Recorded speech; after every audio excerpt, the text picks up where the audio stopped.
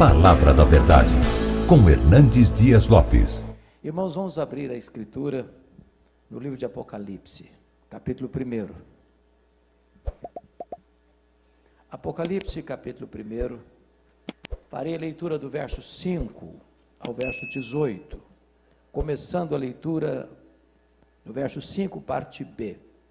Eu estou com a versão revista e atualizada, e essa versão então diz assim: aquele que nos ama e pelo seu sangue nos libertou dos nossos pecados e nos constituiu reino, sacerdotes para o seu Deus e Pai, a ele a glória e o domínio pelos séculos dos séculos. Amém. Eis que vem com as nuvens e todo olho o verá, até quantos o traspassaram, e todas as tribos da terra se lamentarão sobre ele, certamente. Amém. E ele prossegue: eis que vem com as nuvens, já foi dito. Versículo 8: eu sou o Alfa e o Ômega, diz o Senhor Deus, aquele que era, que é e que há de vir, o Todo-Poderoso. Eu, João, irmão vosso e companheiro na tribulação, no reino e na perseverança, em Jesus achei-me na ilha chamada Patmos, por causa da palavra de Deus e do testemunho de Jesus. Achei-me em espírito no dia do Senhor, e ouvi por detrás de mim grande voz como de trombeta, dizendo: o que vês, escreve em livro e manda às 7 igrejas: Éfeso, Esmirna, Pérgamo, Tiatira, Sardes, Filadélfia e Laodiceia.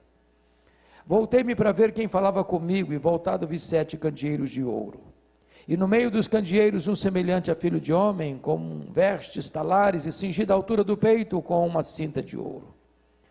A sua cabeça e cabelos eram brancos como a alva lã, como neve, os olhos como chama de fogo, os pés semelhante ao bronze polido, como que refinado numa fornalha, a voz como voz de muitas águas. Tinha na mão direita 7 estrelas, e da boca saía-lhe uma afiada espada de 2 gumes. O seu rosto brilhava como o sol na sua força. Quando vi, caí a seus pés como morto. Porém ele pôs sobre mim a mão direita, dizendo: não temas, eu sou o primeiro e o último, e aquele que vive. Estive morto, mas eis que estou vivo pelos séculos dos séculos, e tenho as chaves da morte e do inferno. Amém. Quando o apóstolo João escreveu, meus irmãos, estas palavras, já no final do 1º século, a igreja estava vivendo os seus dias mais sombrios. Os crentes estavam sendo queimados vivos, crucificados, jogados às feras, presos e torturados. Um banho de sangue. Na verdade, este 1º século foi marcado por tempos de turbulência, de grandes angústias, de grandes dores. Porque os homens que assumiram o comando do Império Romano, na sua maioria, eram homens maus e perversos. Poderíamos fazer uma breve retrospectiva para situar esse texto e entrar na exposição dele, recordando aqueles que governaram o Império Romano.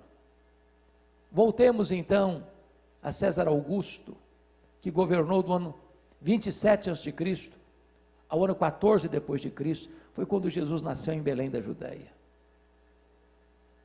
Relembremos Tibério César, seu substituto, que governou do ano 14 ao ano 37 da era cristã, foi quando Jesus foi crucificado, sepultado, ressurgiu dos mortos e voltou ao céu.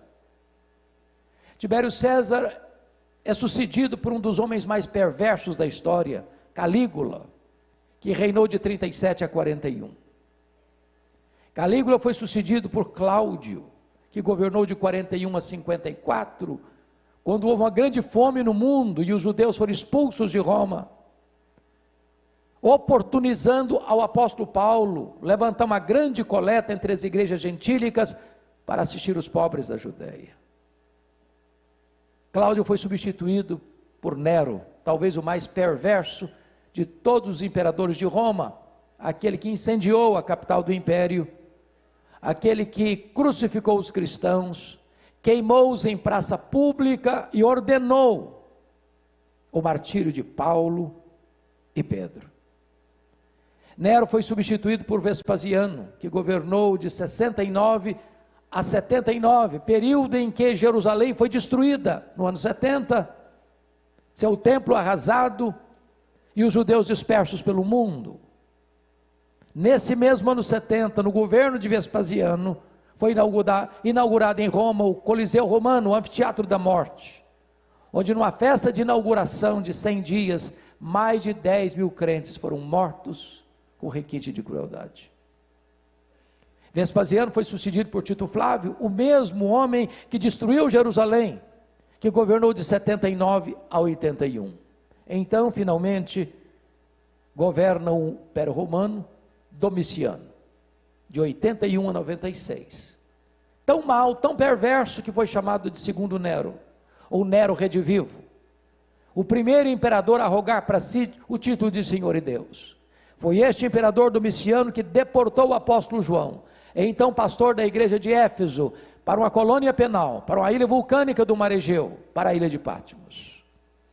É digno de nota que a essas alturas, todos os demais apóstolos de Jesus já estavam mortos, e mortos pelo viés do martírio. Eram dias muito sombrios. Certamente, a intenção de Domiciano era calar a voz do último apóstolo de Jesus, e jogar uma espécie de pá de cal na igreja tão sofrida e tão massacrada pela crueldade humana. Porém, como já foi dito neste culto, a história, o mundo, o universo, a igreja, a nossa vida não está nas mãos dos poderosos deste século. Apesar da crise mais medonha, Deus continua no trono, e Ele reina, absoluto, soberano. É por isso que quando João está nessa ilha, com todas as portas fechadas para ele na terra, Deus abriu-lhe uma porta no céu e disse: sobe para aqui, e eu te mostrarei, não as coisas que talvez aconteçam, não as coisas que podem acontecer, eu te mostrarei as coisas que devem acontecer. Deus está no trono, a história não está sem rumo, as rédeas da história estão nas mãos do Deus Todo-Poderoso. Era um dia de domingo, era o dia do Senhor, quando João escuta atrás dele uma voz como de trombeta dizendo: o que vês, escreve em livro e manda às 7 igrejas, Éfeso, Esmirna, Pérgamo, Tiatira, Sardes, Filadélfia e Laodiceia. Quando ele se volta para ver quem falava com ele, ele não vê quem falava com ele, ele vê os 7 candeeiros, ele vê as 7 igrejas, e no meio das igrejas um semelhante a filho de homem. Quem é este? Eu diria a você que este é tudo no tempo e na eternidade. Este é tudo na terra e no céu. Este é tudo na igreja. Este é tudo nas escrituras. Ele é a semente da mulher. Ele é o descendente de Abraão, ele é o Cordeiro da Páscoa, ele é a coluna de nuvem, ele é a coluna de fogo, ele é o maná que caiu do céu, ele é a água que brotava da rocha, ele é simbolizado pelo tabernáculo, ele é simbolizado pelo templo, ele é simbolizado pelas festas, ele é simbolizado pelos sacrifícios, ele é simbolizado pelo sábado, ele é a realidade presente em todo o Antigo Testamento, ele é aquele que nasceu de mulher, nasceu sob a lei para ser o nosso Redentor, ele é o verbo que se fez carne, ele é o Cordeiro de Deus que tira o pecado do mundo, ele é o alfa, ele é o ômega, ele é o princípio, ele é o fim, ele é o rei dos reis, ele é o senhor dos senhores, ele é a razão da nossa vida, ele está conosco nesta manhã. Hoje eu gostaria de tratar de 3 verdades aqui com vocês, nesse texto. Primeira verdade é a glória incomparável da pessoa de Jesus. O segundo ponto é a glória incomparável da obra de Jesus. E o terceiro ponto, quais são as consequências dessas 2 primeiras verdades, as implicações de quem Jesus é e do que Jesus fez. Vejamos o primeiro ponto, a glória incomparável da pessoa de Jesus, e remeto você ao versículo 13, que diz: e no meio dos candeeiros um semelhante a filho de homem. O que significa isso? Significa que ele é onipresente. Pois ele está ao mesmo tempo em Éfeso, ao mesmo tempo em Esmirna, ao mesmo tempo em Pérgamo, ao mesmo tempo em Tiatira, ao mesmo tempo em Sardes, ao mesmo tempo em Filadélfia, ao mesmo tempo em Laodiceia, ao mesmo tempo na IEVB de Vitória nesta manhã. Ele está aqui. E é porque ele está aqui que nós estamos aqui. Segundo lugar, note comigo o versículo 14, a sua cabeça e cabelos eram brancos como alvalã, como neve. O que é que essa imagem significa? Significa que ele é eterno. Ele existe antes do tempo, antes do princípio, antes da criação. Portanto, ele é eterno. Ele está fora do tempo, ele está além do tempo, ele está dentro do tempo, ele é transcendente, ele é imanente, ele é Deus de eternidade a eternidade. É o Cristo que adoramos nesta manhã. Terceiro, veja comigo o versículo 14, quando diz que os olhos são como chama de fogo. E o que significa isso? Significa que ele é onisciente, ele tudo vê, ele tudo conhece, ele é todo sonda, ele conhece o revelado, ele conhece o oculto, ele conhece o cognoscível e o incognoscível, ele conhece o que você sabe e o que você não sabe, ele devasta o universo com o seu olhar onisciente, ele tudo vê, a todo sonda. E é por isso que nas igrejas há um estribilho ao enviar a carta: eu conheço, eu conheço, eu conheço, eu conheço, eu conheço a tua tribulação e a tua pobreza, eu conheço as tuas obras, eu conheço o lugar onde tu habitas, eu conheço o teu nome, eu conheço o teu passado, eu conheço o teu futuro, eu conheço o teu presente, eu conheço as tuas dores, eu conheço as tuas angústias, eu conheço os teus pecados, eu conheço as tuas mazelas, eu conheço as tuas lágrimas, eu conheço o teu desespero. Ele conhece tudo a seu, a meu, a nosso respeito, e apesar disso, Ele nos ama com amor eterno. É claro que nós amamos uns aos outros, porque na verdade nós não conhecemos tudo a respeito dos outros, e nem os outros conhecem tudo a nosso respeito. Se as pessoas de fato soubessem tudo quanto povoa a nossa mente, passa pelo nosso pensamento, talvez se afastariam de nós, chocadas, escandalizadas.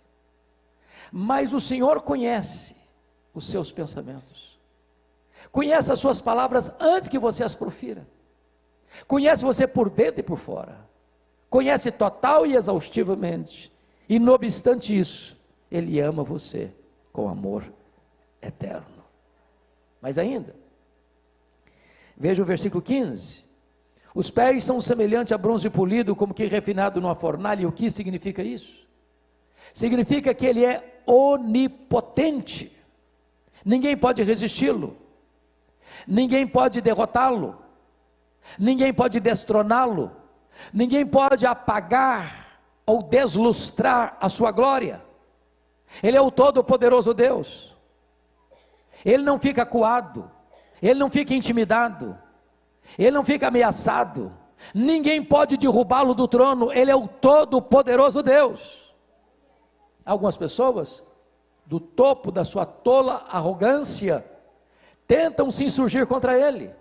Por exemplo, mais recentemente, o patrono dos agnósticos da Inglaterra, Richard Dawkins, escreveu um livro ruidoso, blasfemo, Deus um delírio. Muitos críticos, tentando escarnecer de Deus, da igreja e da Bíblia, disseram: bom, agora desbancou a Bíblia, agora desacreditou este livro, agora Deus não faz mais sentido, Deus não passa de uma ideia maluca. E eu pergunto a vocês, onde está o livro Deus um delírio? Nem com promoção ninguém compra mais, mas a Bíblia continua sendo traduzida, impressa e distribuída aos milhões, e Jesus continua no trono, todo-poderoso. No carnaval de 2025, neste ano, Muitas escolas de samba fizeram apologia ao diabo, na tentativa de humilhar Jesus, de escarnecer de Jesus. Lá em São Paulo, há alguns anos, encenaram no carnaval o diabo arrastando Jesus pelos cabelos rua fora, como se aquilo pudesse derrotar o Filho de Deus. E a cena, pastor Brito, que eu vejo é o Salmo 2. Jesus lá em cima, olhando para a tolice dos homens e rindo. Porque ele, Jesus, quem dá a vida e tira a vida. Ele é quem exalta, ele é quem humilha. Ele é quem põe no trono, ele é quem tira do trono. Ele é quem tem as rédeas da história em suas mãos. Ele que é o todo-poderoso Deus, que virá em glória e colocará todos os seus inimigos debaixo dos seus pés, e reinará com a sua igreja para sempre, e sempre, e sempre. Mas notem comigo, versículo 15 diz, a voz é como voz de muitas águas. E o que significa isso? Significa que a sua voz é irresistível. Na linguagem do salmista, a sua voz despede chamas de fogo, faz tremer o deserto, despedaça os cedros do Líbano, faz as costas darem cria. Esta voz é tão poderosa que pelo poder da sua palavra, ele chamou à existência as coisas que não existiam e criou o universo.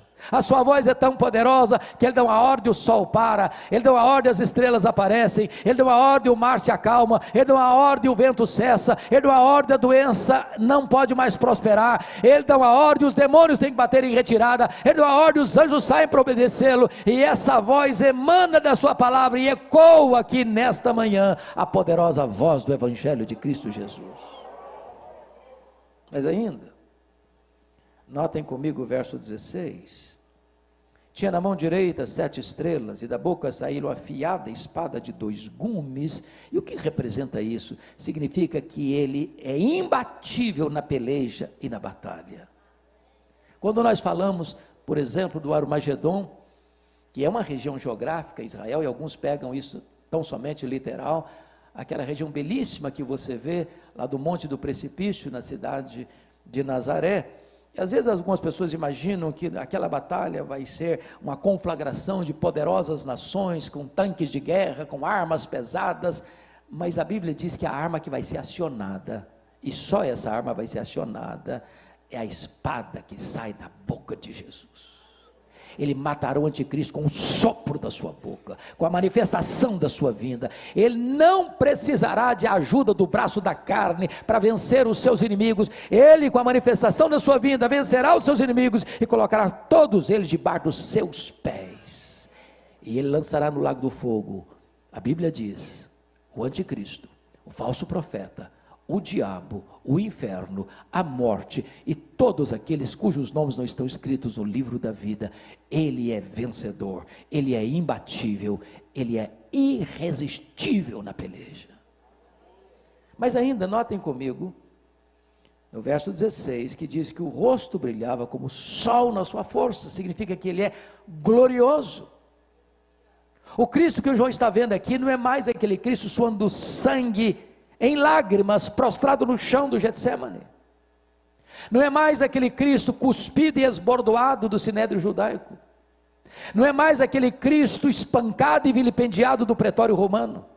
Não é mais aquele Cristo que caminha exangue pelas ruas apinhadas de Jerusalém, sob os apupos e vaias de uma multidão ensandecida. Não é mais aquele Cristo estendido naquele leito vertical da morte, suspenso entre a terra e os céus, com cãibras, com sede, com dores atrozes. Não, o Cristo que João vê é o Cristo da glória. Seus cabelos são brancos como a neve, seus pés são como bronze polido, seus olhos são como chama de fogo, a sua voz é como de muitas águas, e o seu rosto brilha como o sol na sua força. É o Cristo glorioso. Mas finalmente, esse é o Cristo restaurador, porque o verso 17 diz que quando João o vê, cai a seus pés como morto. Isso significa, irmãos, que ninguém pode ver a glória de Cristo sem ser profundamente impactado. Isso aconteceu com Jó, isso aconteceu com Isaías, está acontecendo aqui com João. E ao cair como morto aos seus pés, o Senhor pôs a mão direita sobre ele e disse: João, não fica com medo não, porque eu sou o primeiro e o último, Eu estive lá atrás no começo, eu estarei lá na frente no futuro, e eu estou com você no processo. Não tenha medo não, João, porque eu estive morto, mas estou vivo pelos séculos dos séculos. Nós não estamos aqui adorando o Cristo que esteve vivo e está morto, nós estamos adorando o Cristo que esteve morto e está vivo pelos séculos dos séculos. Não tenha medo não, João, porque eu tenho as chaves da morte e do inferno. Quem tem as chaves tem a força, quem tem a chave tem o poder, quem tem a chave tem o controle, quem tem a chave tem a autoridade. Jesus manda no céu, Jesus manda na terra, Jesus manda no inferno. Ele é o soberano Senhor do universo, e este é o Cristo que essa igreja proclama, este é o Cristo que nós adoramos, este é o Cristo presente conosco nesta manhã. Ele é glorioso, incomparavelmente, em sua pessoa. Mas o segundo ponto da mensagem tem a ver com a glória, não da sua pessoa, mas agora da sua obra. Comecemos com o verso 5, a parte B, quando diz assim: há aquele que nos ama. A primeira verdade que eu destaco é que Jesus ama você. Bom, eu vou repetir porque essa não é uma frase comum. Jesus ama você. Eu não conheço, pastor Davis, remédio mais eficaz para curar autoestima achatada e complexo de inferioridade do que esta verdade. Deus, Jesus, ama você. Mas Ele ama você com amor eterno. O céu não existia ainda. O sol não brilhava ainda. As galáxias não existiam ainda. Os anjos não existiam ainda. Mas você já existia no coração dele. Mas, perdoe-me se isso vai ferir você. Ele não ama você por causa de você. Por causa dele mesmo. A causa do amor dele por você e por mim não está em nós, está nele. Ele não nos amou por causa dos nossos méritos, mas apesar dos nossos deméritos. Ele não nos amou por causa das nossas virtudes, mas apesar dos nossos pecados. O amor dele por você e por mim é um amor imerecido, porque ele nos amou quando éramos fracos, ímpios, pecadores e inimigos. Então nunca permita que, por causa dos problemas naturais da vida, por uma hora, um momento, você questione se ele ama você mesmo. Porque ele não escreveu em letras de fogo nas nuvens, eu te amo, ele esculpiu na cruz do Calvário, eu te amo. A segunda verdade, segunda obra, está aí no verso 5 ainda, quando diz assim: e pelo seu sangue nos libertou dos nossos pecados. A primeira verdade é que ele ama você. A segunda verdade é que ele morreu por você. Ele não poupou a sua própria vida. Ele entregou a si mesmo. Ele disse: ninguém tira a minha vida de mim, eu pelo contrariamente a dou. Ele não foi para aquela cruz esperneando. Ele não foi um mártir. Ele caminhou para aquela cruz como um rei caminha para a sua coroação. E a Bíblia chega a dizer que ele não levou em conta a ignomínia, a vergonha da cruz, pela alegria que lhe estava proposta, a alegria de salvar você com a sua graça e dar a você a vida eterna. Ele não morreu naquela cruz porque foi uma vítima do sistema do poderoso Império Romano. Ele não morreu naquela cruz porque ele sucumbiu ao poder do Sinédrio judaico. Ele não morreu naquela cruz porque Judas o traiu por ganância, porque Pedro negou por covardia, porque Pilatos o sentenciou à morte por conveniência, ou porque os soldados romanos cruelmente o pregaram naquele leito. Ele morreu naquela cruz por amor a você, voluntariamente. Agora notem, está escrito que pelo seu sangue nos libertou dos nossos pecados, e isso implica que então o pecado escraviza. Isso significa que o homem não pode libertar a si mesmo de seus pecados. Isso significa que você não pode limpar a você mesmo das manchas e máculas do pecado. Irmãos queridos, o homem não consegue lidar sozinho com a sua culpa por causa do pecado. Nenhuma terapia humana, nenhuma psicanálise humana, nenhuma cerimônia religiosa, nenhuma psicologia de autoajuda pode resolver o seu problema. Somente o sangue de Jesus pode libertar e limpar você de todo o pecado. Nesta manhã Ele está aqui. E Ele é poderoso para libertar os cativos. Ele é poderoso para purificar você com o seu sangue.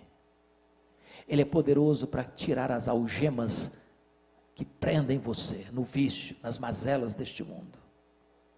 Ele é poderoso para libertar a sua consciência do flagelo e do chicote da culpa. Há poder no sangue de Jesus. A terceira verdade, terceira obra, está aí no versículo 6. E nos constituiu reino e sacerdotes para o seu Deus e Pai. Primeiro, Ele amou você. Segundo, Ele morreu por você. Terceiro, Ele exaltou você. Todos vocês muito bem sabem que lá no Antigo Testamento, nenhum sacerdote podia ser rei, nenhum rei podia ser sacerdote. O rei Uzias, do topo da sua arrogância, depois de 5 décadas no poder, quis usurpar o ofício sacerdotal e entrou no templo para queimar incenso, e Deus o carimbou com lepra até a morte. Porém, quando Jesus veio, Ele ocupou o tríplice ofício: profeta, sacerdote e rei. E agora você que crê nele, é constituído por ele, rei e sacerdote. Corre nas suas veias mais do que sangue azul. Você é filho do Rei dos Reis e do Senhor dos Senhores. Agora você não precisa de alguém representar você diante de Deus. Agora você não precisa de um guru espiritual.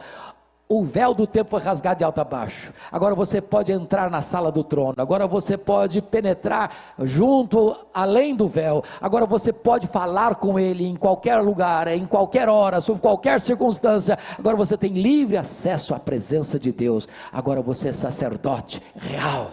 Louvado seja o Senhor. Mas em quarto lugar, primeiro, Ele amou você. Segundo, Ele morreu por você. Terceiro, Ele exaltou você. Mas em quarto lugar, Ele voltará para você. O versículo 7 é específico: eis que vem com as nuvens e todo olho o verá.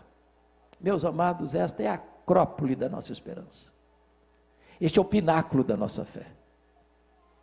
Esta é a consumação da nossa redenção. Jesus voltará.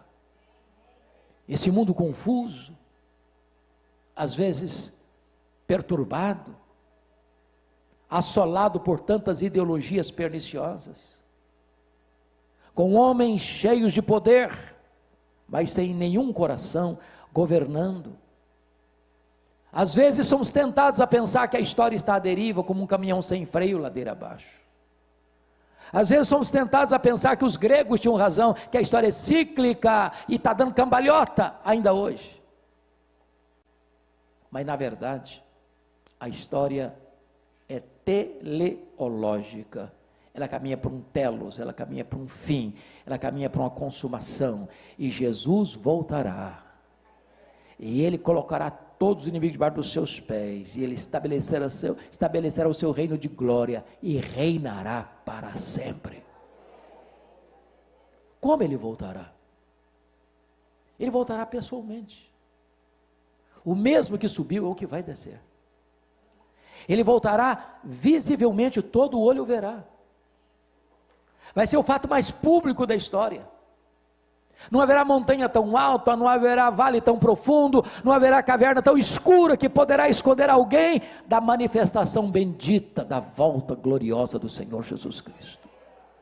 Por isso Ele disse: vigiai, porque não sabeis o dia e nem a hora. Se vai ser de tarde, se vai ser de noite, ou se vai ser de manhã ao cantar do galo. E eu posso lhes garantir que Jesus voltará de tarde, que Jesus voltará de noite, que Jesus voltará de manhã. Obviamente isso trata dos fusos horários. Se é voltar de manhã no Brasil, é volta de noite no Japão. Se ele voltar de manhã no Brasil, ele volta de tarde na Europa. Ele volta de manhã, ele volta de tarde, ele volta de noite. Eu não sei o dia, eu não sei a hora, mas ele disse: vigiai, porque não sabeis. Mas ele voltará também audivelmente. Ouvida a voz do arcanjo e ressoada a trombeta de Deus, ele voltará. Se vai ser o fato mais público da história, há de ser também o fato mais sonoro da história. Mas a Bíblia diz que ele voltará também repentinamente. Vai ser como um relâmpago que risca os céus do oriente ao ocidente. Vai ser como abrir e fechar de olhos. Isso significa que não haverá tempo de preparar naquele momento. Ou você tem azeite na sua lamparina, ou então você não entrará nas bodas do Cordeiro. O Senhor Jesus disse mais, que a segunda vinda vai ser também inesperada. Vai ser como ladrão, que não manda um WhatsApp para você dizendo: tal dia, tal hora eu chego na sua casa, prepara um cafezinho, um pão de queijo, que eu estou chegando. É inesperado. E Jesus ilustrou mais. Vai ser como nos dias de Noé, onde as pessoas compravam, vendiam, casavam e davam-se em casamento. E eu pergunto a vocês: que mal há nisso? Comprar e vender? Que pecado há nisso? Casar e dar-se em casamento? O que Jesus quis nos alertar? Que quando ele voltar, o mundo vai estar girando, o comércio vai estar aberto, as indústrias vão estar funcionando, as escolas vão estar funcionando, os hospitais vão estar abertos. Você estará levando filho para a escola, pegando o filho da escola, você estará marcando viagens, os jovens estarão marcando o casamento. O mundo vai estar acontecendo, a história vai estar rolando, e é nessa azáfama, é nesse barulho, é nesse movimento, é que ele volta, inesperadamente. Por isso a ordem dele é: prepara-te, ó Israel, para te encontrares com o teu Deus. Como ele voltará? Ele voltará vitoriosa e gloriosamente. Não vem mais humilde, montado num jumentinho. Virá num cavalo branco, uma linguagem de vitória, de um guerreiro vencedor. Não virá mais como servo, virá como rei dos reis e como senhor dos senhores. Virá não mais para ser o seu advogado, virá para se assentar no trono e ser o seu juiz. Virá não para ser cuspido e esbordoado, mas virá para colocar todos os seus inimigos debaixo dos seus pés. Virá para reinar com a sua igreja para sempre e sempre e sempre. Ele amou você, ele morreu por você, ele exaltou você e ele voltará para você. Dito isto, vamos ao terceiro e último ponto da mensagem. Quais são as implicações dessas duas verdades anteriores? Quem ele é e o que ele fez? A primeira implicação, meus irmãos, é que não precisamos mais então ter medo da vida, porque ele diz: eis que eu estou vivo pelos séculos dos séculos. Há muitas pessoas hoje com medo da vida. Há muitas pessoas injetando droga nas veias porque não suportam a vida. Há muitas pessoas se embriagando nas esquinas, nas ruas, porque não suportam o peso da vida. Há muitas pessoas flertando com a morte, saltando no braço do suicídio, porque não aguentam mais a vida. Mas aqueles que têm um encontro com Jesus, passam a ter prazer na vida, a celebrar a vida, e dizer: este é o dia que o Senhor fez, alegremo-nos e regozijemo-nos nele, porque ele é a própria vida, e ele veio para trazer para você vida e vida em abundância. Ele tem para você a própria vida eterna. Então você não tem medo da vida, você não quer mais fugir da vida, você quer viver a vida gostosamente, prazerosamente, abundantemente, superlativamente, maiusculamente, eternamente, na presença dele e para a glória dele. Segunda implicação: então você não precisa ter medo da morte, pois ele diz: eis que eu estive morto, mas estou vivo pelos séculos dos séculos. Se a morte é o rei dos terrores, Jesus é o rei dos reis. Agora a morte não tem a última palavra. Agora o túmulo não é mais o nosso último endereço. Jesus entrou nas entranhas da morte, arrancou o aguilhão da morte, matou a morte e ressurgiu, inaugurando a imortalidade. E Ele é a ressurreição e a vida, e se você crer nele, você nunca morrerá eternamente. Agora, morrer não é uma tragédia para o cristão. A Bíblia diz: morrer é deixar o corpo e habitar com o Senhor, é partir para estar com Cristo, o que é incomparavelmente melhor. Terceiro, primeiro, você não precisa ter medo mais da vida. Segundo, você não precisa ter medo mais da morte. Terceiro, você não precisa ter medo do desconhecido. Me permita clarear um pouco mais esse ponto. Me permita uma pergunta diagnóstica, então. Quantos aqui neste seleto auditório já nasceram de novo? Tem alegria da salvação e sabe que o seu nome está escrito no livro da vida? Levanta a mão só para eu saber. Bendito seja Deus.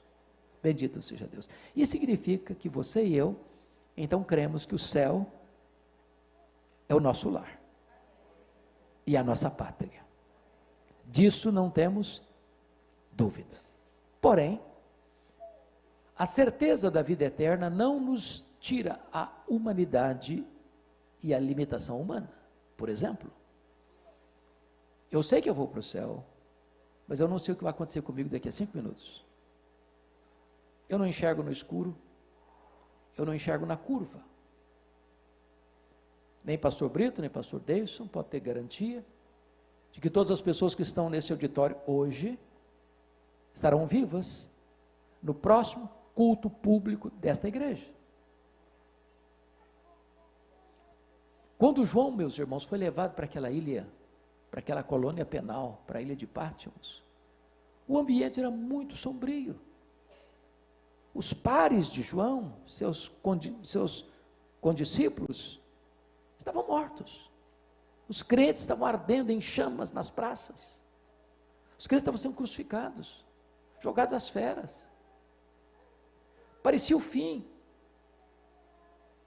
Parecia que o final era triste demais para João. Ele morreria na solidão daquela ilha. Porém, o nosso Deus é especialista em mudar o placar do jogo. O nosso Deus é especialista em virar a mesa da história. Porque quando todas as portas se fecharam para ele, Deus diz: sobe para aqui. E quando ele sobe, ele vê um trono e alguém é sentado no trono. Ele não ousa descrever quem está sentado no trono, apenas ilustra com pedras preciosas. É o santo, santo, santo Deus, que tem um livro escrito por dentro e por fora em sua mão direita. E uma pergunta é feita no céu, na terra e debaixo da terra: quem é digno de abrir o livro e desatar os seus selos? E ninguém foi encontrado digno, nem de abrir o livro, nem de olhar para ele. E diz a Bíblia que João chorava muito. Quando o ancião dirige-se a palavra a ele e diz: não chores, João, porque o leão da tribo de Judá, a raiz de Davi, venceu para abrir o livro e desatar os seus selos. E os selos são desatados, e as trombetas tocam, e o quarteto do mal é levantado, o diabo, o anticristo, o falso profeta, a grande Babilônia, as taças da ira de Deus são derramadas, o quarteto do mal é desbancado e derrotado, e então aparece a cena de Jesus vindo com grande glória e poder para buscar a sua noiva, a sua igreja. Desconhecido para mim, conhecido por ele. Não importa o que tem pela frente, não importa os vales profundos, não importa as dores atrozes, não importa as angústias profundas, Jesus está com você agora, aqui, ali, além. Ele é quem toma você pela sua mão direita, guia você com o seu conselho eterno e recebe você na glória. O desconhecido está nas mãos dele.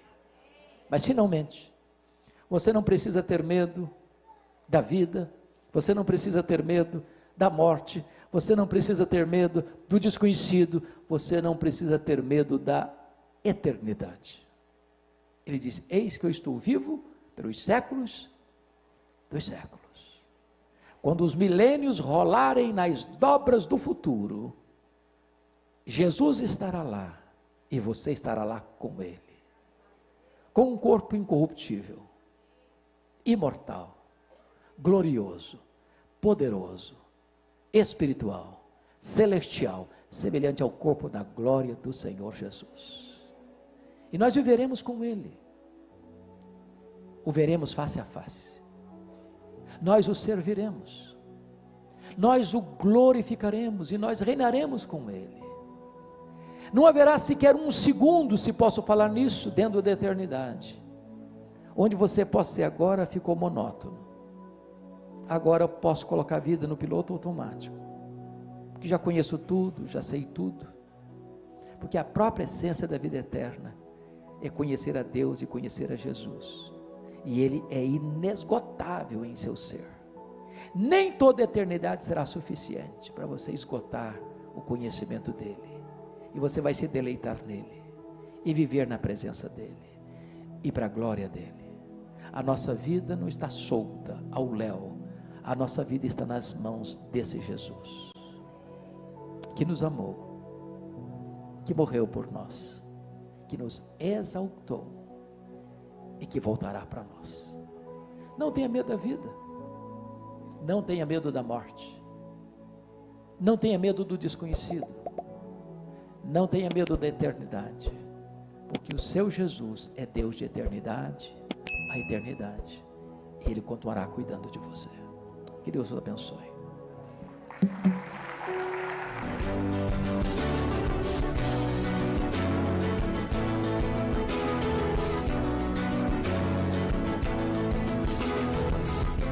Palavra da Verdade, com Hernandes Dias Lopes.